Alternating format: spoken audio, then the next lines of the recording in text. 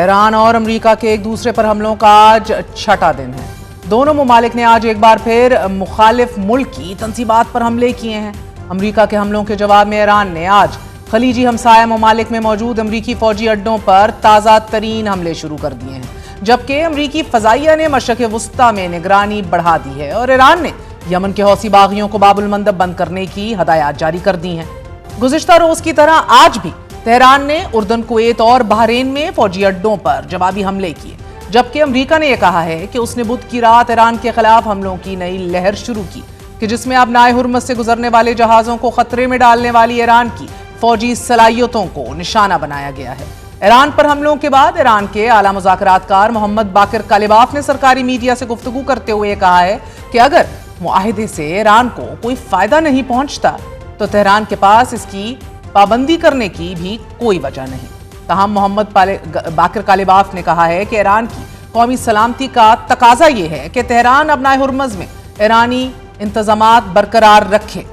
मुज़ाकरात और जंग दोनों ईरान की मज़ामती हिकमत अमली का हिस्सा है, क्योंकि ईरान अमेरिका के साथ एक वजूदी नौइयत के तनाज़े में मसरूफ है। ईरान पर ताज़ा तरीन हमलों पर सदर ट्रंप ने ईरान को खबरदार करते हुए कहा है कि ईरान को बेहतर रवैया इख्तियार करना होगा। जब ट्रंप से यह पूछा गया नाजरीन कि वो कार्रवाई से कबल ईरान को कोई हतमी मोहलत देना चाहेंगे, तो सदर ट्रंप ने जवाब दिया कि मुझे डेडलाइंस देना पसंद नहीं, लेकिन वो अच्छी तरह जानते हैं कि मामला क्या है। मामले की तफसील बताते हुए एक दिफाई इजलास में सदर ट्रंप ने यह तक कहा कि ईरान इस वक्त अमरीकी कार्रवाइयों से खुश नहीं, वो बहुत शिद्दत से तस्फिया चाहते हैं और अब हम देखेंगे कि हमने उनके साथ कोई समझौता करना है या फिर मामले को मुकम्मल खत्म करना है। अमरीकी सदर के ईरान को अल्टीमेटम से कबल ही ईरान से ऐसी वीडियोस भी सामने आ रही हैं कि जिनमें ऐसे हथियारों का भी इस्तेमाल किया जा रहा है कि जिनसे बड़े पैमाने पर तबाही हो रही है। अमेरिका की इसी मैसिव बॉम्बिंग के नतीजे में अब अस्पतालों को भी निशाना बनाया जा रहा है। ईरानी न्यूज़ एजेंसी फारस न्यूज़ ने एक ऐसे अस्पताल की वीडियो जारी की है कि जिसमें कैंसर के मरीज ज़ेरे इलाज थे, मगर इस अस्पताल पर बमबारी के बाद इन मरीजों को महफूज मकाम पर मुंतकिल किया जा रहा है।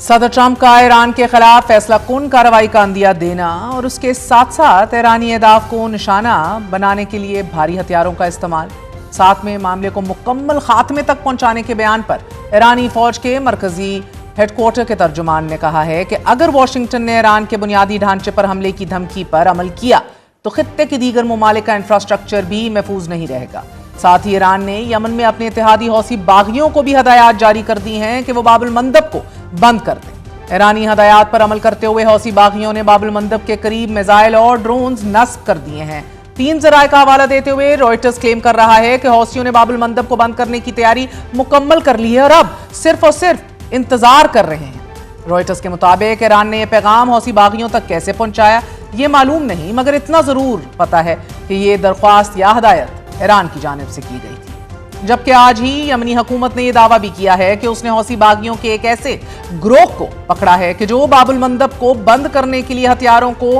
कश्तियों के जरिए मुंतकिल कर रहे थे। ताहम अल जजीरा ने अपने तज्जिये में लिखा है कि अगर हौसियों को मुतहर्रिक किया जाता है तो ये खित्ते में पहले से मौजूद कशीदगी को बढ़ावा देगा। साथ ही इसकी वजह से खलीजी ममालिक बिलखसूस सऊदी अरब और ईरान एक दूसरे के आमने सामने आ जाएंगे। खित्ते में जारी अमेरिका और ईरान कशीदगी के बाद आज पाकिस्तान ने एक बार फिर दोनों ममालिक पर जोर दिया है कि वो जंग की बजाय मुज़ाकरात को एक और मौका दें, मगर साथ में ये भी कहा है कि पाकिस्तान ने अमेरिका और ईरान के दरमियान सालिसी से हाथ खड़े नहीं किए। Pakistan firmly believes the Islamabad Memorandum of Understanding remains an enduring framework for promoting peace, mutual respect and shared prosperity. While the implementation of MOU is facing challenges, Pakistan will continue to encourage all sides to end violence and resume technical level talks in accordance with the MOU. We hope that all parties will remain committed to the path of dialogue and diplomacy in resolving their outstanding issues. We express the hope for an early normalization of the situation in the Strait of Hormuz. अब मुज़ाकरात दोबारा शुरू होते हैं या नहीं ये तो वक्त फैसला करेगा, मगर अमरीकी वेबसाइट ड्रॉप साइट न्यूज़ ने यह दावा किया है कि ईरानी मुज़ाकराती टीम ने अमेरिका के नायब सदर जेडी वैंस को निजी सतह पर आगाह कर दिया कि सदर ट्रंप के खसूसी एलची स्टीव विटकॉफ और सदर ट्रंप के दामाद जैरेड कुशनर मुज़ाकराती अमल से जाती माली फवायद हासिल करने की कोशिश कर रहे हैं। नाज़रीन, रिपोर्ट के मुताबिक स्विट्जरलैंड में गुज़िश्ता माह होने वाले मुज़ाकरात के दौरान ईरानी हुक्काम ने अमरीकी नायब सदर जेडी वैंस को बताया था कि विटकॉफ और कुशनर की मौजूदगी किसी पायदार मुआहदे की राह में सबसे बड़ी रुकावट बन सकती है, क्योंकि उनकी तवज्जो सफारती पेशरफ्त की बजाय मुमकिना माली फवायद पर मरकूज है। वेबसाइट का यह बॉम्बशेल का दावा है कि नायब सदर से करीबी जराये ने इस बात की तस्दीक भी की और फिर यह कहा कि ईरानी हुक्काम ने मुज़ाकरात के दौरान विटकॉफ और कुशनर की मौजूदगी पर अपने तहफ़्फ़ुज़ात जरूर जाहिर किए थे। अमरीकी वेबसाइट ने यह दावा किया है कि मुबैना तौर पर खसूसी एलची स्टीव विटकॉफ और जैरेड कुशनर की माली हेरा फेरी से हासिल होने वाली रकम की मालियत जून तक तकरीबन 9 अरब डॉलर तक जा पहुंची थी। रिपोर्ट में कहा गया है कि ईरानी हुक्काम ने इस बात पर भी एतराज उठाया था कि मुज़ाकरात से मुतल्लिक हसास मालूमात मुसलसल इजरायली वज़ीर आज़म और इजरायली इंटेलिजेंस की आदत तक पहुंचाई जा रही थी। एक अमरीकी एहलकार के हवाले से दावा किया गया कि मुज़ाकरात के आगाज से ही स्टीव विटकॉफ और जैरेड कुशनर तकरीबन रोजाना इजरायली वज़ीर आज़म नेतन्याहू और मोसाद के सरबराह से राब्ते में रहे। वेबसाइट के मुताबिक इस्लामाबाद में मुजव्वज़ा मुफाहमती यादाश्त पर दस्तखत से कबल भी ईरानी हुक्काम ने सालिसों के जरिए सदर ट्रंप के लिए एक तहरीरी दस्तावेज भिजवाई थी, जिसमें उनके करीबी साथियों पर माली मंडियों में मुबैना मुदाखलत के इल्जामात आयद किए गए थे।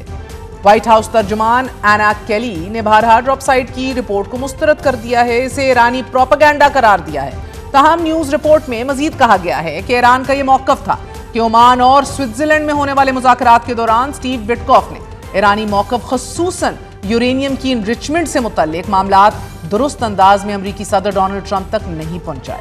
जिससे गलत फहमियां पैदा हुई। इसी बुनियाद पर तेहरान ने मुज़ाकराती टीम को वुसअत देने की तजवीज़ भी पेश की। अब यह पहला मौका नहीं नाजरीन कि जब सदर ट्रंप पर उनके करीबी साथियों या फिर उनके डोनर्स पर जंग से फायदा उठाने का इल्जाम लगा हो। इससे कबल 1 मई को अल जजीरा ने और 8 मई को बीबीसी ने भी इस मुतल्लिक रिपोर्टिंग की थी कि कैसे बरतानवी और अमरीकी कंपनियां ईरान के साथ जारी तनाज़े से अरबों डॉलर कमा रही हैं। कि आज ही अमरीकी अखबार वॉल स्ट्रीट जर्नल ने एक और रिपोर्ट में यह दावा किया है कि सदर ट्रंप ने अपनी दूसरी मुद्दत सदारत में बहुत ज्यादा पैसा इकट्ठा कर लिया है। वॉल स्ट्रीट जर्नल ने अपनी तफसीली और तफ्तीशी रिपोर्ट में यह बताया है कि सदर ट्रंप 2024 इलेक्शन से अब तक मजमूई तौर पर अपने डोनर्स से 78 करोड़ 19,48,878 डॉलर इकट्ठे कर चुके हैं। Let that sink in. Report में इस रकम का ब्रेक डाउन भी दे दिया है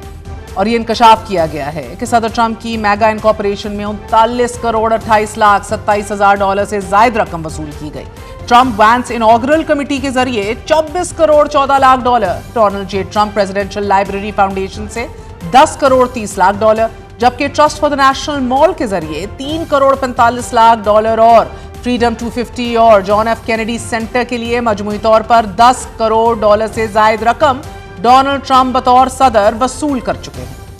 अब उन डोनर्स के नाम भी सामने आ चुके हैं कि जिन्होंने सदर ट्रंप को $1 मिलियन से जायद रकम डोनेट की थी, जबकि CNN ने अपनी तहकीकाती रिपोर्ट में इंकशाफ किया है कि सदर ट्रंप ने जब सोशल मीडिया पर कुछ कंपनियों की तारीफ की, उनकी बात की इन स्पीचेस, या फिर इन कंपनियों के शेयर्स खरीदे, उन कंपनियों के शेयर्स की कीमत बला का इजाफा हो गया उनमें। और फिर इन कंपनियों में से कुछ कंपनियां ऐसी भी थी नाजरीन कि जो सदर ट्रंप की डोनर्स भी रही थी। CNN ने एनवीडिया, एप्पल, टेस्ला और बोइंग से मुतल्लिक सदर ट्रंप के सोशल मीडिया पोस्ट और फिर उन कंपनियों के शेयर्स में इजाफे से मुतल्लिक भी अदाद शुमार शाया किए हैं। सदर ट्रंप और अमरीकी कंपनियां अमीर हो रही हैं, मगर ईरान जंग के नतीजे में अमरीकी अवाम को अरबों डॉलर का नुकसान बर्दाश्त करना पड़ रहा है।